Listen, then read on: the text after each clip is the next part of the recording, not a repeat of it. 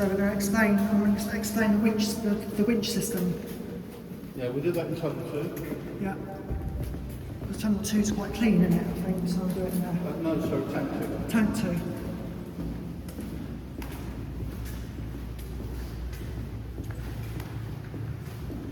I might shout through the other pipe at the other end. I think that's a better effect. Right, let's do tunnel number 2. Right. We didn't have any feet and inches on here. I'll do tank number 2. I'll do tank number 2 now.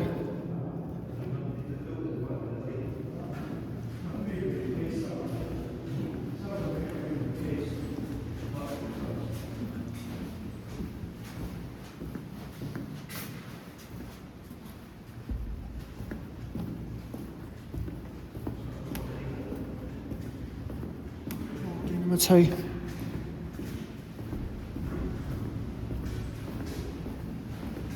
Right, so I'm going to explain. These are the protection doors on there to stop the Is that tank number 2? Tank 2. Yes. Winch room 2. So this is winch room number 2 now. Oh, I'm scared. Look at that ladder. Right at the top there. Look. Imagine climbing down there while you're working in this facility. Look. Now that is 45 feet high.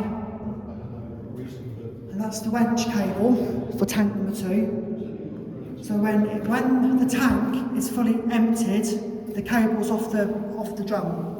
And when the tank is full, the cable is right across the drum. So how to operate the winch is 2 people have to operate. It's like rowing a boat. 2 people on one person on one side and one person on the other side. That's right.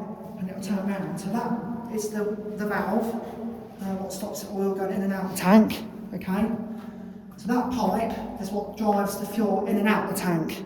So each of these tanks hold 6 million gallons of oil. Is that right, Dave? 6 million gallons of oil, right? That pipe is where the tank, where it's like an access pipe, right? Or ventilation, you know. Is it ventilation? Heating pipes. That's called the heating pipe. So See at the bottom there, the 2 pipes coming out, but it never got connected up. So Preston said that was to heat the oil inside the tank. Yes. Because the oil was very thick, Yes. very thick stuff. In Scotland, the winters get more colder than the winters down the south of England. So that's why the tank has got to be heated up so oil flows down the pipe easy and to fuel the Navy ships in for Gordon Dockyard. So this fuel bunker is very similar to the one in Portsmouth, to Portsdown Hill fuel bunker. It's very similar effect. So can you imagine how much oil went in and out through that pipe before it's been abandoned? Can you imagine that? You can imagine how many workers in here getting frustrated and annoyed, getting all the oil down to Navy ships from the tank, or clean the tanks out. So that is absolutely mental. This place is mental, mate. Absolutely mental. Right. Can I go back to tank number 6 and make some echoes for that? Sorry? Can I make some more noise for that pipe? Yeah, I'm going to show you this first. Yeah. Okay. It's a diagram of how it works. So the oil will come in under the floor on these Yes. black pipes. Did you show me at the end of the tunnel? Yes, correct. And then the oil would come into the tank under the floor, operating with a valve, that valve there. Yes. That valve there. It's like a steering wheel. Come up through the floor and then disappear and through to the end wall. Yes. Okay. This wall here between It's where 8 we are, feet thick. where we are, 8 foot thick. about 2.4 metres, 3 metres thick. Yes. Yeah. And then it goes in and turns into the swing arm pipe. We call this a Yes. swing arm pipe. Right. This pipe goes up and down and fills and empties the tank with furnace fuel oil. Yeah. Okay. Normally that pipe will be resting flat in its sump, and this is how you'll see it when you go next door. Yes. Tank 6 is like that at the moment, but we're going to It's get dangerous, yeah. Don't touch it. We're going to drop it down. Yeah. This pipe is controlled with a cable attached to the pipe, and then it goes up to the upper room, up there, Yeah. and then runs horizontally across onto a pulley wheel and then down and is connected to this winch. And 2 people operating it, and 2 people need to use the winch. the cable goes across the drum when the pipe's raised. Cable goes across there. And when the pipe's lowered, the cable goes back off the drum. Is that correct? Yeah, pretty much. Yeah.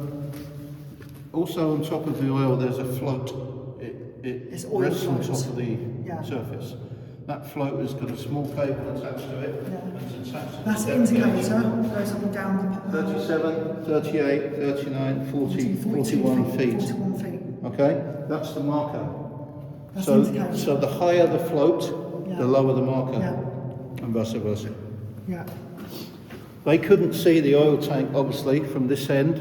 Yeah. No electronics here, it's all mechanical. So there's a clever little device on here that, That shows you how for much. me, this is a really clever thing. It's how many degrees which it turns If around. they turn the winch, this brass stud moves along and then coincides with a figure here, which can be directly correlated to that figure there. So if they're at 25 here, you're at 25 feet on the depth gauge, oil depth gauge. That's a clever system. Yeah.